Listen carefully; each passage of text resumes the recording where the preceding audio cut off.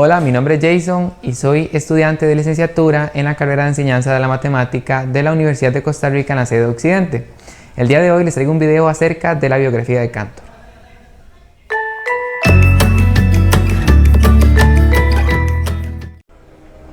Georg Ferdinand Ludwig Philipp Cantor nació el 3 de marzo de 1845 en San Petersburgo, Rusia. En 1856 se trasladó junto a su familia a vivir a Alemania. En 1860 se graduó con un excelente informe que menciona su excepcional capacidad para las matemáticas, en particular para la trigonometría. A pesar de que el padre de Cantor no tenía intereses por las matemáticas, en 1862 Cantor, tras convencer a su padre, inició sus estudios en matemática en la Universidad de Zúrich. Luego, debido a la muerte de su papá, George tuvo que trasladarse de universidad en varias ocasiones. Sin embargo, fue en 1867 cuando en la Universidad de Berlín se graduó con una tesis doctoral en teoría de números sobre ecuaciones de segundo grado indeterminadas. Después de 1869, Cantor se aleja de la teoría de números y se inclina más hacia el análisis. Un amigo suyo, llamado Hein, le propone probar el problema abierto de la unicidad de la representación de una función como serie trigonométrica, lo cual era un problema difícil de resolver y que hasta el momento no se había logrado. Sin embargo, en 1870, Cantor logra demostrarlo y lo publica en conjunto con otros artículos sobre series trigonométricas en el año 1870 y 1872.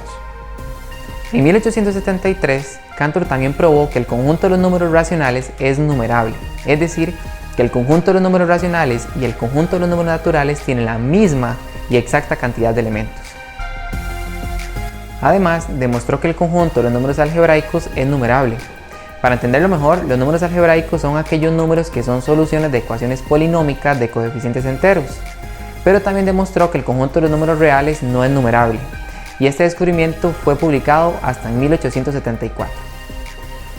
Como consecuencia de esto, Cantor demostró que no existe un único infinito, ya que si el conjunto de los números naturales y el conjunto de los números reales es infinito, aunque numerable, pero el conjunto de los números reales también es infinito, pero no numerable, esto quiere decir que el infinito de los números reales es más grande que el infinito de los números naturales o de los números racionales.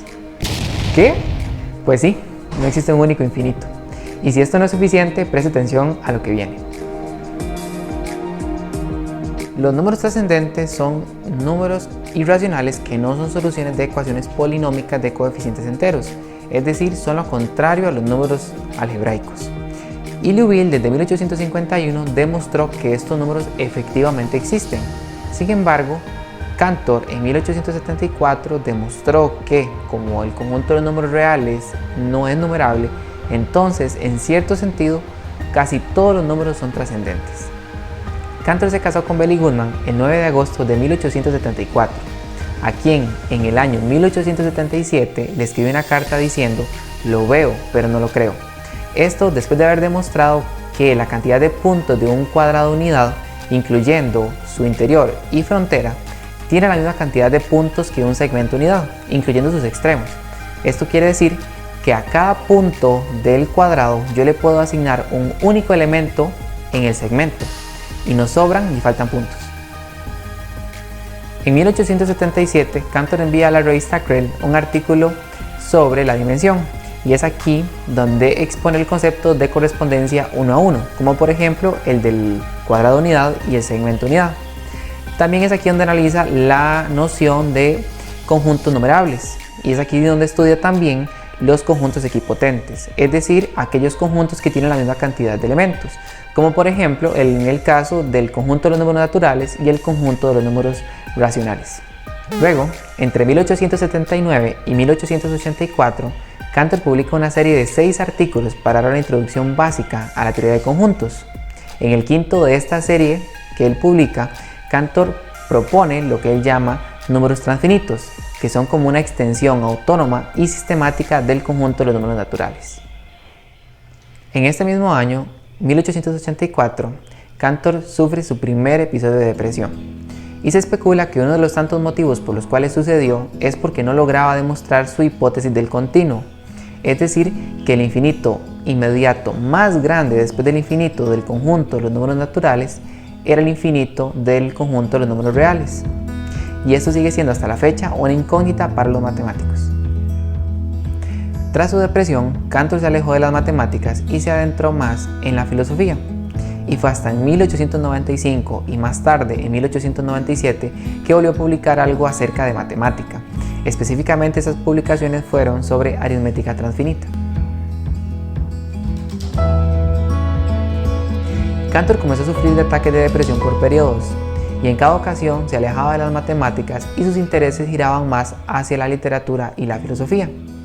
Y en el año 1899 fallece su hijo menor, y desde entonces y hasta el final de su vida, Cantor luchó contra la depresión. Incluso en algunos momentos críticos de su vida estuvo internado en sanatorios. En el año 1913, Cantor se retira de las matemáticas y pasa los últimos años de su vida enfermo.